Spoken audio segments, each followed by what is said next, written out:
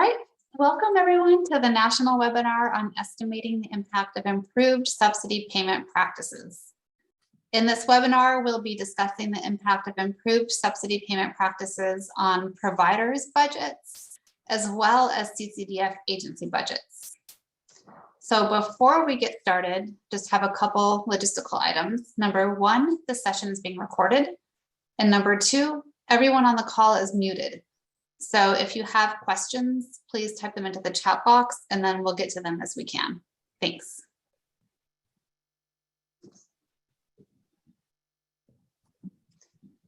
We want to begin by stressing that improving access to high quality childcare is vital to children's development and well-being, and it cannot be accomplished without addressing provider payment rates and workforce compensation. Therefore, lead agencies are strongly encouraged to prioritize expenditures for increasing provider payments, improving payment policies, increasing wages for early educators and family child care providers, and building the supply of childcare for underserved populations. The information memorandum from the Office of Child Care, which is referenced on this slide, has additional information. You can specifically look at pages 6 and 7.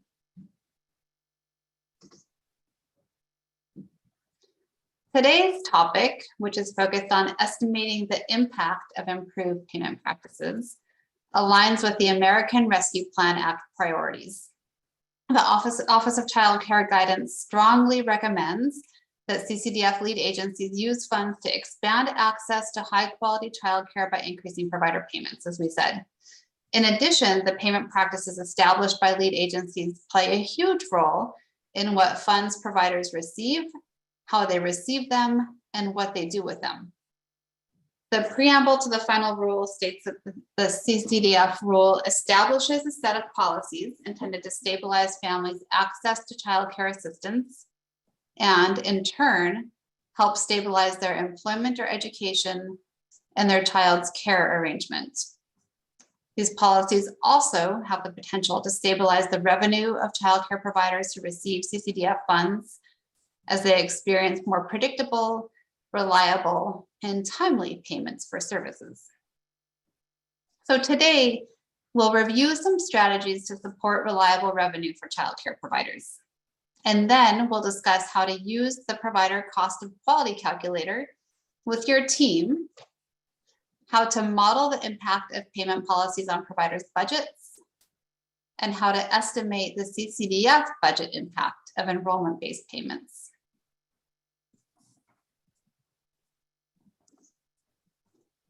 I'm Nina Johnson with the National Center on Early Childhood Quality Assurance, and I'm happy to be joined by Julie Ingersoll and Anne Renaud Avila with the National Center on Subsidy Innovation and Accountability, as well as Carol Hartman, also with the National Center on Early Childhood Quality Assurance.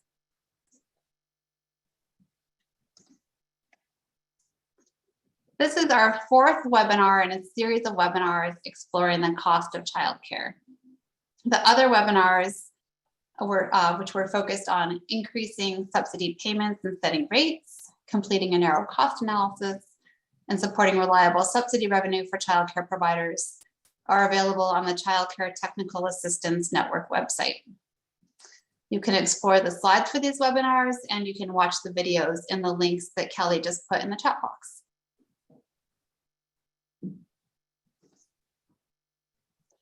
When you leave this webinar, we hope you'll have an improved understanding of how to use the provider cost of quality calculator to determine the impact of payment practices on providers' budgets, and also understand how to estimate the impact of payment practices on your CCDF agency budget.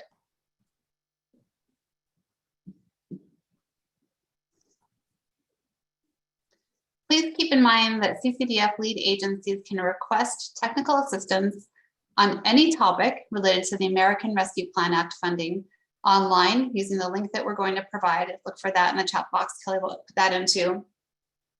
Or by contacting their regional office or Child Care Capacity Building Center TA specialist. TA services are funded by the Office of Child Care, and there is absolutely no fee for lead agencies.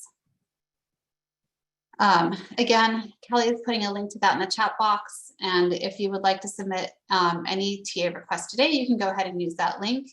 And then you can look for this again at the end of this webinar. So we'll also know this opportunity again later.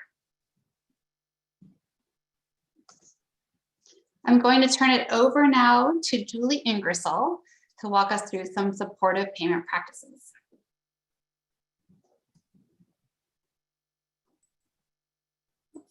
Good morning, good afternoon, and good day to everyone. I'm delighted to join this discussion today in whatever time zone you're calling in from. It's good to have everyone on the call. As Nina indicated in the review of the agenda, the information we will cover in the next few slides address payment practices that may have an impact on provider revenue and/or the lead agency's budget, and we'll explore strategies and tools for gauging those impacts. The strategies listed on this slide support reliable revenue for providers. These are not intended as an exhaustive list of all the creative and innovative ways you may support your provider community. We know that many states initiated broad and bold policies during the pandemic to support their families and provider communities, in spite of years of a school of thought that we could just never do that policy, not in our state, not in our territory, and yet you did. However, many of those policy changes had sunsets tied to the state or territory emergency declarations. Today's conversation will highlight costing strategies that may help you determine if you can reinstate or perhaps initiate one or several of these policies and practices. Our goal today is to help you conduct the data and fiscal analysis needed to communicate the importance of these policies, encourage you to examine the use of your ARP Act discretionary supplemental funds to support payment policy changes, and weigh the benefit of extending policies beyond the window of availability of the relief funding. And of course, there is TA available to guide your decision-making in implementing these practices. As we referenced at the start of our webinar, the June 11th, 2021 Information Memorandum for the ARP Act Discretionary Supplemental Funds, I don't know who gets to name these, but that's quite a mouthful too, encourages the use of the funds to support improved payment practices. Specifically, two strategies, the use of grants and contracts to provide direct services and to support supply building, and the practice of implementing payment by enrollment are both highlighted on page 7 in the IM under the section on improving payment policies. If you haven't had a chance to review that, I encourage you to do so. Lead agencies are encouraged with these funds or any other identified in your state, territory, or tribe to align funding and payment practices that support the true cost of providing childcare. While we covered these approaches in greater detail on the March 31st webinar, highlighted on an earlier slide, I believe Kelly also just posted those in the chat, and you can access them online to watch in case you're dying to hear even more of my voice today. We are going to focus on a specific one for our discussion today, paying based on enrollment versus attendance. Before we shine a spotlight on payment by enrollment, we'd like to gauge your current experiences with payment practices you employ to increase provider compensation and support. You'll see Tatiana has just pulled up a poll, and we ask you to indicate any of the following you have in place as current policy or strategy. And I just want to alert folks, if you're not seeing the poll, it may be that you haven't uploaded or downloaded the latest version of Zoom. If that is the case and you're not seeing the poll, I'll read it to you in just a second, and feel free to use the chat box to indicate your responses. And then you may want to take a moment and update your Zoom platform after the webinar. The poll question is, which, if any, of the payment practices does your state, territory, or tribe already have in place? And then indicate all that apply. Payment based on enrollment, paying for absences, paying prospectively, and using grants or contracts. If you're able to indicate in the poll, please do so. If you don't see the poll on your screen, please feel free to indicate your state and put in the chat which of those 4 strategies: enrollment-based payment, absences, paying prospectively, or using grants and contracts. Which of all of those is your particular state, territory, or tribe has already implemented to support the providers in your community? And Tatiana is tracking the Recipients, there we go. All right. I'm guessing my sense would be that our numbers on paying based on enrollment are probably still some continuation of pandemic implemented policies that haven't sunsetted yet, which is great to see. Or hopefully we're seeing an increase in that as folks are able to extend paying for absences. Not surprising, because I know that's a very common practice that lead agencies use in delinking payments. We're starting to hear more conversation about paying prospectively. So I think we're going to be having more conversations with lead agencies on that in the coming months from the TA perspective. And we know that we've had increases in TA requests for support on grants and contracts, particularly around infant and toddler care. So thank you for taking the time to do that. Thank you, Tatiana, for managing the poll for us today. There are a lot of strategies, obviously, for lead agencies to consider and explore. So if TA can be of assistance in any manner to you on these topics, please fill out the TA request form in the link that was posted in the chat box, or reach out to your regional office or state or tribal specialist. And please don't get me in trouble. Please follow whatever the protocols are that are appropriate in your region for that. The CCDF rule requires lead agencies to support the fixed costs of providing childcare services by delinking provider payments from a child's occasional absence. That's the requirement, delinking provider payments from a child's occasional absence. Often lead agencies use the term payment by enrollment interchangeably for the requirement to delink provider payments. So this is one of several options outlined in the CCDF rule and plan, and the one we are focusing on today.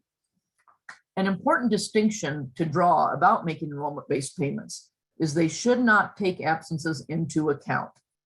While lead agencies, we know from our work with states and territories that oftentimes lead agencies may have built in a kind of a quality assurance check at a certain number of absences. They may reach out to the family or reach to the provider. As a basic policy platform, you're not factoring absences into account. You're simply paying based on the enrollment or authorization. Doing so, paying based solely on the authorization or enrollment of a child for care, reflects the practice of parents who pay privately in the market. It supports reliable revenue for providers because payments are not reduced due to a child's absence. And it recognizes that a provider's cost of care does not change due to children's absences. Staffing, facility, and operational costs are all incurred whether a child is present or not. We know that this is a policy area that many implemented in response to the pandemic and that many of you continue to explore in terms of determining costs and benefits. To help you in that exploration, I'm going to turn our presentation back to Carol, who will highlight one specific tool and approach that can be used to gauge the impact of this payment practice. Carol?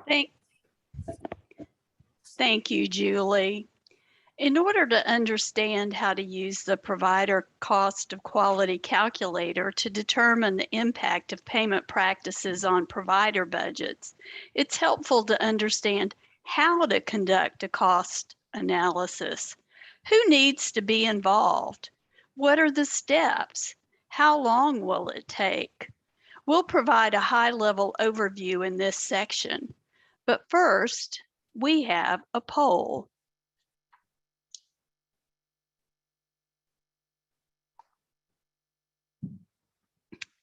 So, what is your comfort level with cost modeling? Rank your comfort level from 1 to 5, with 1 being, I don't even know where to start, and 5 being, I feel extremely comfortable modeling the cost of care. Where do you fall on that continuum? And again, if you can't see the poll, you're certainly welcome to enter your response in the chat from 1 to 5.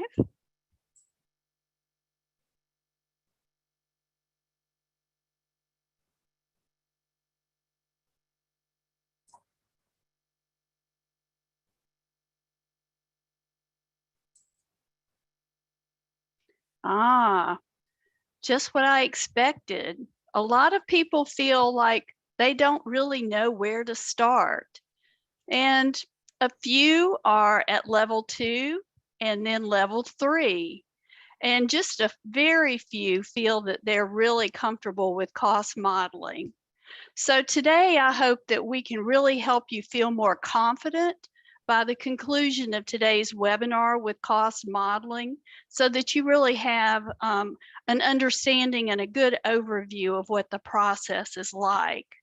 And remember, at any point, you can request technical assistance to help you with this. So we're going to dive right in.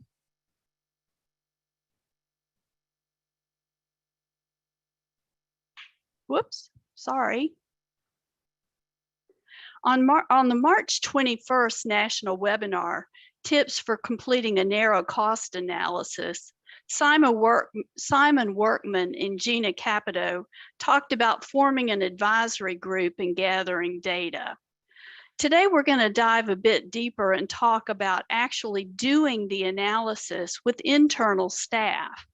It's important to engage agency leadership and a finance person who understands fiscal terms, child care program budgets and default values, and program and policy staff who are familiar with your subsidy program, your quality rating and improvement program, your stabilization grants, your market rate survey, and if you've done a workforce study and you have contract budgets or you have contracts with child care providers, include those people as well.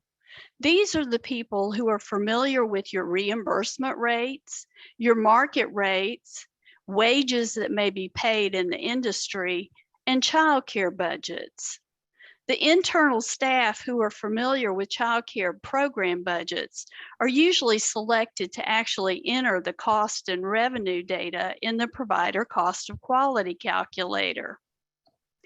If you aren't sure what data you need to collect to enter into the provider cost of quality calculator, there's a helpful data template under the resources tab in the PCQC. The PCQC also has research-based default values that can be used if you're missing some data. And remember, you can always ask for help by either requesting technical assistance from the National Center or using your supplemental ARPA funding to secure a contractor or a consultant to assist you.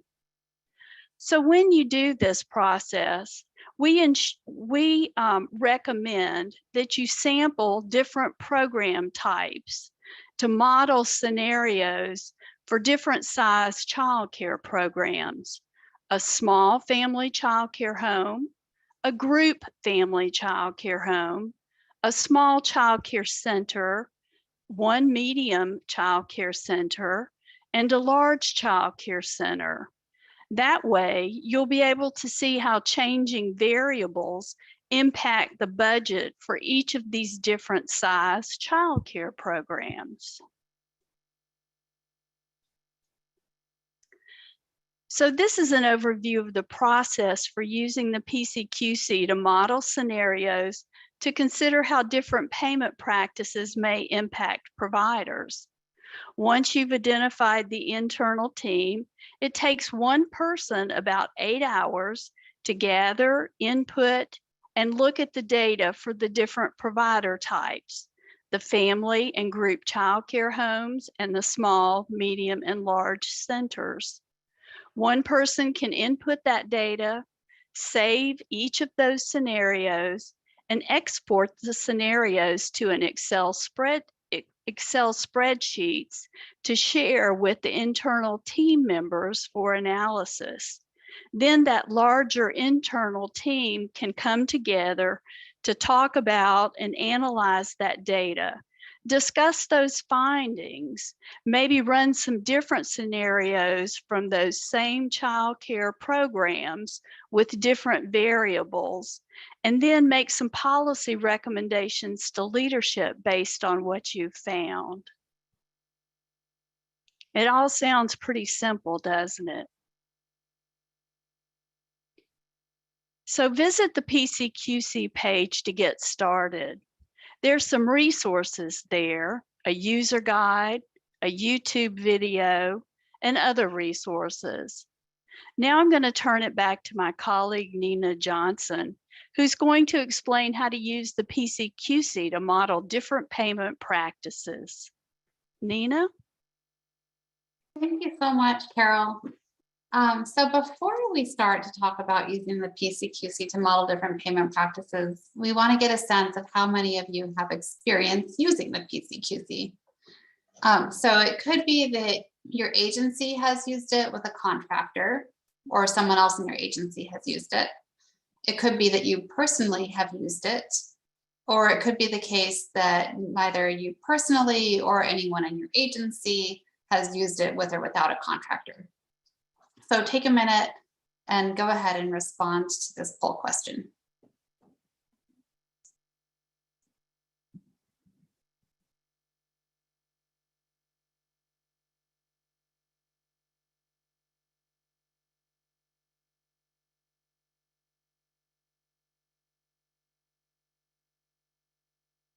And then we'll see what experience people have. Okay, so some of you have used it, or your agency has used it with a contractor. No one responded that they personally have used it. And most of you responded that you haven't used it personally and your agency hasn't used it. So this is a great opportunity for you to become more familiar with the PCQC. We'll walk you through the steps of getting registered and creating a scenario, just very high level and very briefly. But our goal is to make you feel like this is more approachable and that you can use the PCQC to better understand. So thanks for taking the time to complete the poll. That's helpful. Okay, so as I said, I'm going to talk very briefly about how to begin using the PCQC. If you haven't set up an account, that's the very first step. So you'll see this page. Next, you would create a new scenario. Or if you've used the tool before, you could open an existing scenario. And just know that you can create as many scenarios as you want. Users often create different scenarios to model different areas within their state. And when we say a scenario, we mean you're modeling a hypothetical center or a home, the cost and revenues for that center or that home.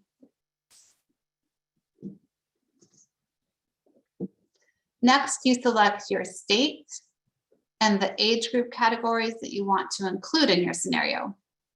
And when you select your state, the PCQC loads data that's unique to your state, such as the average Bureau of Labor Statistics wages for teachers and for assistant teachers.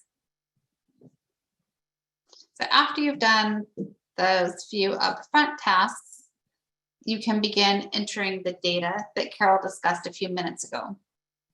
So you can enter cost drivers, subsidy rates, and tuition rates for both homes and centers across these tabs that you're seeing here. And as you enter your information, this expense and revenue statement with different numbers in it will be at the top of every single page. So as you're entering new numbers, you'll see the expense and revenue numbers update.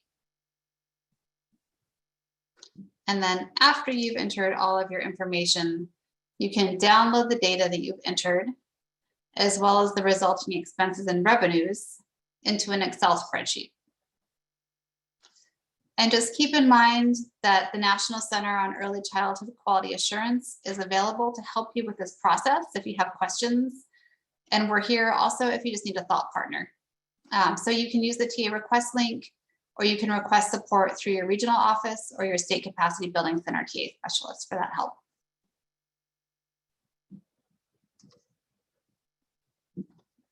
Earlier, Julie discussed various payment practices that support reliable revenue for childcare providers. And I'm going to talk now about how to model payment practices in the PCQC. As I said, you can use the PCQC to build a variety of scenarios for both centers and homes. And we're going to talk about showing how payment practices impact a provider's budget. So we'll walk through a few examples here.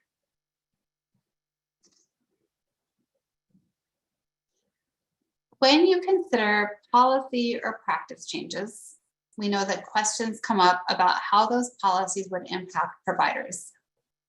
And as we've said, we can create these scenarios in the PCQC to help answer these questions. So I'm just going to give you a minute just to look at these questions, and then we'll dive into them.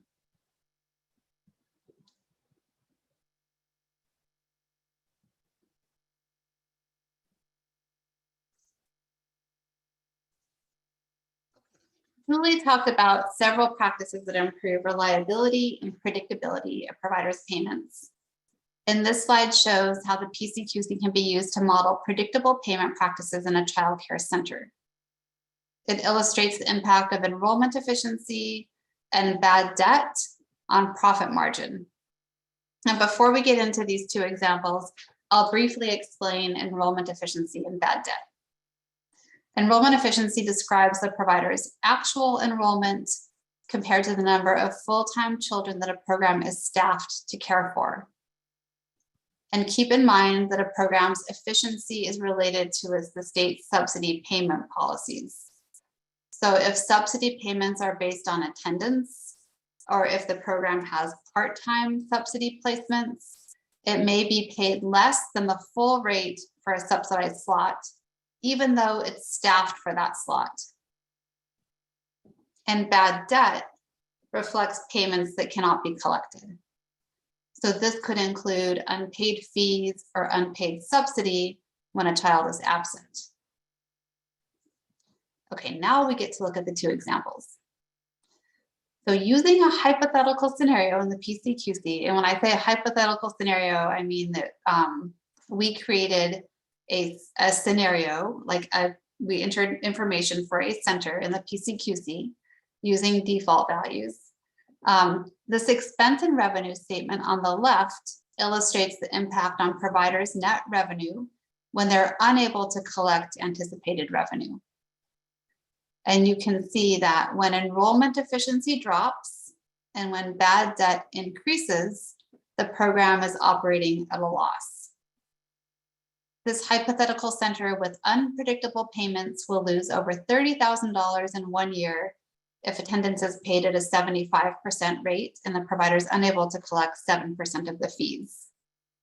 Now, keep in mind that this is based on all of the information that I entered to create this sample scenario. So when you go in and you create a sample scenario or a hypothetical scenario for a childcare center or a home in your state, this will look different. And then on the right, we're modeling predictable payment policies.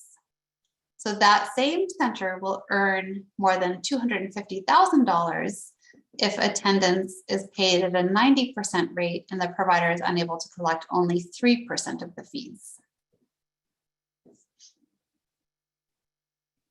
The predictable payment practices can help providers operate more financially stable programs, and predictable payments positively impact enrollment efficiency and bad debt, ensuring that providers are better able to anticipate revenue and align expenses accordingly.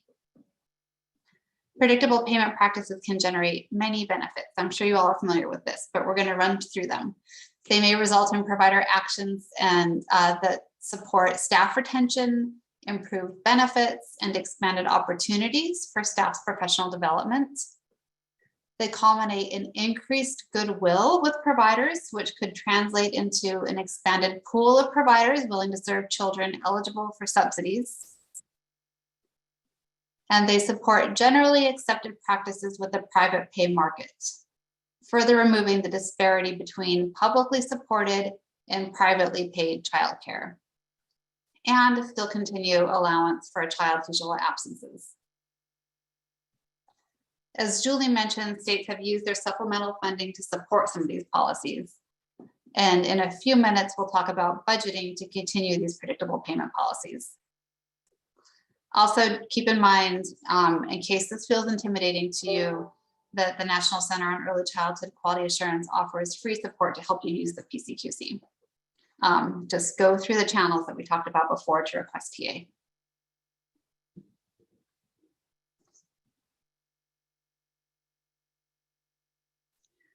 Next, let's ask how raising wages to preschool parity would impact a provider's bottom line. Often in childcare programs, the state-funded pre-K teacher is paid more than lead teachers in the infant and toddler classrooms. When we say parity, we mean that all lead teachers earn the same wage and receive the same benefits if they meet the same or similar qualifications. And we're using the average US salary for preschool teachers as the wage for all teaching staff in this center. And this data, just as a side note, is from the US Bureau of Labor Statistics. This table also shows you sources with which the other positions' salaries align. So just take a moment to really look at these salaries and reflect on them. And for each of the position types, think about whether they look high for your state. Do they look typical? And also think about how they might differ for different types of care. And what about different areas of their state, of your state? Do you think that they would differ for different areas of your state?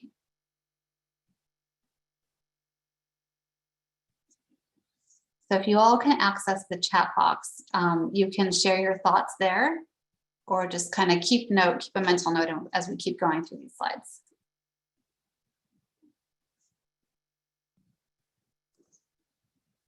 On this slide, we're showing a center's net revenue with the wages that we just looked at. So I know this is a lot to take in, so just pay attention to the salary costs and the net revenue, which are circled. Their total salary expenses up in the upper left are around $690,000 per year, and the net revenue is around $157,000. So let's just stop and reflect on this now. Is the net revenue higher than you expected given those wages? This scenario has relatively high subsidy rates to support the wages in this scenario. So that may be why the revenue is higher than you expected. For example, the subsidy rate in this scenario for infants is $250 per week. When you're experimenting with the PCQC to see how higher wages impact revenue, you can try entering your current rates and then try raising those rates to see what happens to net revenue. You can also change the percentage of children that are receiving subsidy in your scenario.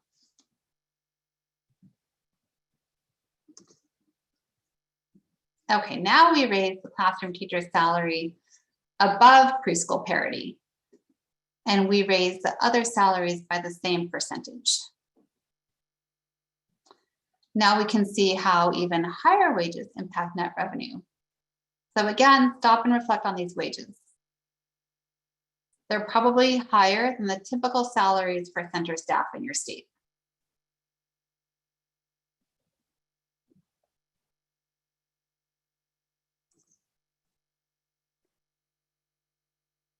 When wages are raised, salary costs increase to around $955,000 annually, and net revenue decreases to around negative $134,000. So now that this hypothetical center is paying higher wages, it has a revenue shortfall.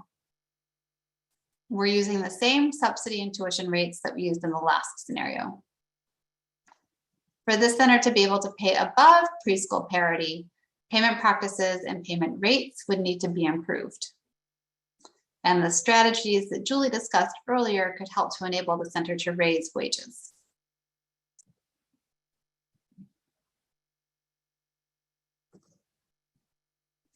Okay, these examples have focused on center-based care.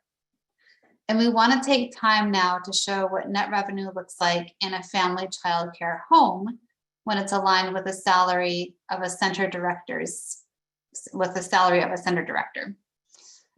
So for a family child care provider, their net revenue, which is what they have left at the end of a week or a month or a year, is their salary. Oftentimes, when you factor in the number of hours a family child care educator works per week, their net revenue is equivalent to minimum wage or less.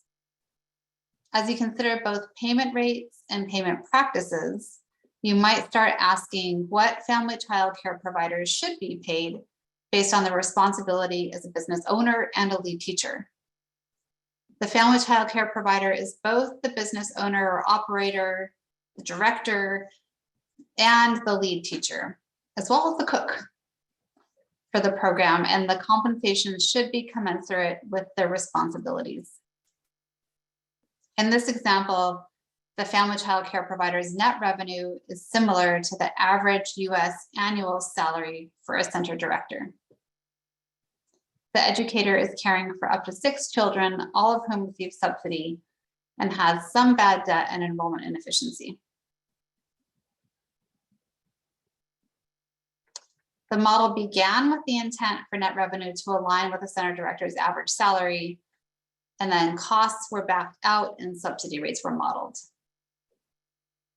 As with the other scenarios we showed, supportive payment policies can help the family child care provider earn a salary that aligns with their responsibilities.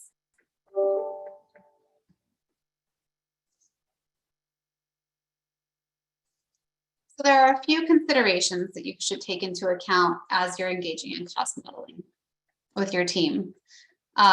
Number one, there are 2 primary ways to improve your confidence in expense and revenue outputs. One is collecting data. The PCQC, as Carol mentioned, has default values, which you can use. And as Carol discussed, if you have state-specific data, you should definitely use it. And then the other is engaging constituents. A group of providers and people who work directly with providers can inform the assumptions you use as you develop scenarios. You can use your professional judgment, but a group of constituents can provide valuable feedback on that judgment. This group could include childcare providers who are representative of the providers in your state, childcare association members, licensors, QRIS raters, and childcare resource and referral specialists. And this group, keep in mind, should be engaged throughout the entire process. And then the second bullet is, we showed examples of how policy can theoretically impact providers, but it's critical to understand how the policies and practices are likely to play out in the real world. So talk to family childcare homes and centers of different sizes with different subsidy compositions and in different areas to understand real world implications of policies. And then lastly, from beginning to end, as you model payment practices, ensure that your values and principles are front and center. This includes your values as a state and your values as a lead agency. For example, if your state plans to raise the minimum wage, ensure that the implications of this are reflected in your cost modeling. This will help you make decisions when there are competing priorities. Finally, remember that the National Center on Early Childhood Quality Assurance offers free support to help you use the PCQC, and also keep in mind that you can use ARPA supplemental funds for activities related to cost modeling. I'll hand it over to Anne now to talk about how to estimate the impact of payment practices on your CCDF agency budget. Great. Thank you, Nina. Good afternoon, everyone. So we've heard a lot today about ways to improve your payment practices, and now we want to talk about a tool that the National Center on Subsidy Innovation and Accountability has to help lead agencies with calculating payment by enrollment. So we heard about the PCQC today and the benefits that it has at the provider level. And we're also looking at ways we can help lead agencies at the lead agency level calculate the impact of changing their payment practices on their actual budget. We have a CCDF budget calculator that can be customized to help a state calculate this change. So right here we have an example of the main part of the CCDF budget calculator. There's different modules within it. And the one that we specifically have here is the reimbursement rate change tab. And in that, we can basically build out a scenario based on what your lead agency's budget looks like, your state, your territory, or your tribe, and help you figure out how to calculate payment by enrollment practices if you're changing your practices. So please do reach out for TA if you're interested in this. We wanted to note that calculating by enrollment doesn't have to be a difficult thing. It can be a simple process, such as looking at your attendance, your payment by attendance over the past 3 years in this first example, and then comparing it to payment by enrollment using a simple projection and looking at your costs of your lead agency based on that. It could also be if you made changes during the pandemic to your payment practices, you could look at your annual cost to pay by attendance prior to the pandemic. And if you switch to enrollment, you could compare what your costs were during that time to pay by enrollment and look at the cost to your lead agency. We do recognize, though, that not every budget is going to look the same and that there's a lot of different data considerations and factors that can play into your budget. So we wanted to also mention that it can help with considering additional considerations. So, for example, different provider types that you have, if there's a quality rating that you'd like built into your calculations, how you pay people, whether it's full-time, part-time, weekly, daily, and then the co-payments that are charged to families can be factored in, as well as age categories and caseload changes. So these are some of the data considerations you might want to build into your calculations when you're looking at payment by enrollment. And the calculator is set up so that we can customize it based on your lead agency to take factors into account.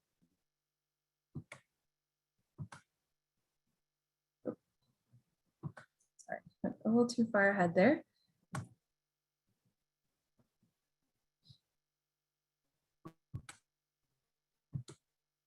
Can I have going back 2 slides if that's possible? And one, oh, sorry, I'm not sure what in here.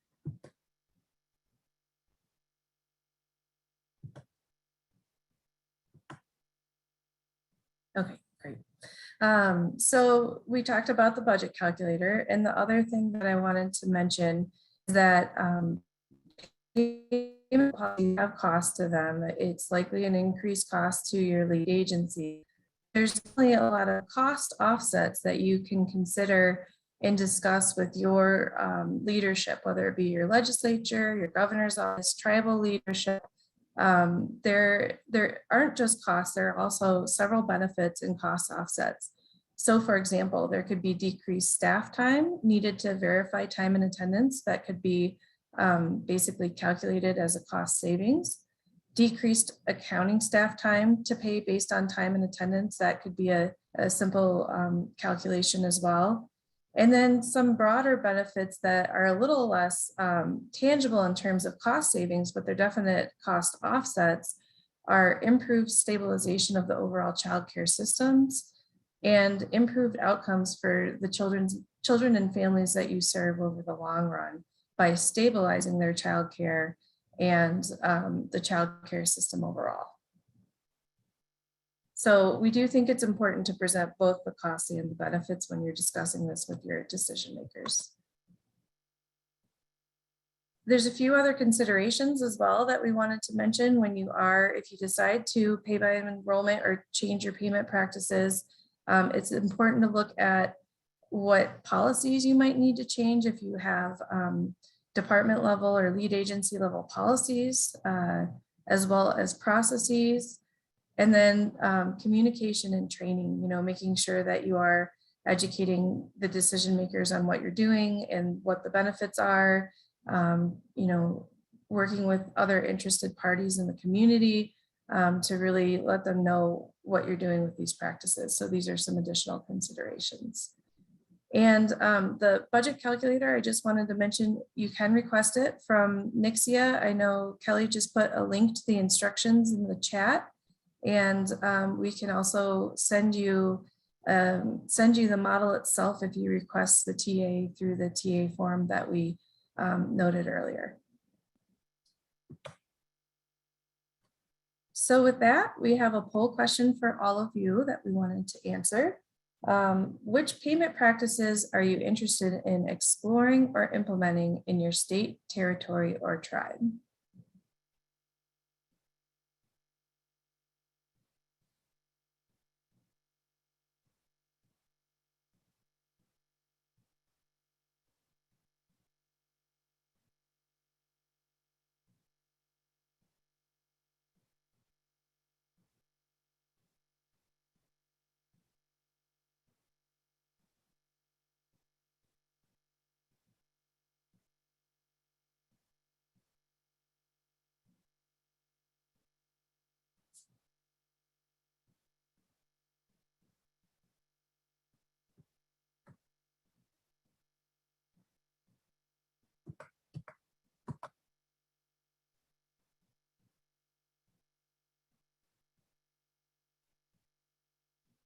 Okay, great. So it looks like the highest responses are paying based on enrollment, using grants and contracts, and then paying prospectively. So thank you all for your answers on that. And with that, I will turn it back over to the Quality Center. Thank you so much, Anne. Okay, so first of all, I need to apologize. We were alerted that you all couldn't access the chat as we were asking you to enter information into the chat. So I believe it's now active for everybody. And so feel free to include questions if you have them in the chat as we're closing, and anything else that you wanted to share throughout the webinar. So as we close, and as you think about whether you want to include anything in the chat, we want to share some valuable resources with you. Okay, as we mentioned before, CCDF lead agencies can request technical assistance on any topic related to American Rescue Plan Act funding online using the link we provide, or by contacting their regional office or Child Care Capacity Building Center TA specialist. Technical assistance services are funded by the Office of Child Care, and there is no fee to lead agencies. Kelly, I believe, just put the link in the chat box if you'd like to submit any TA request today.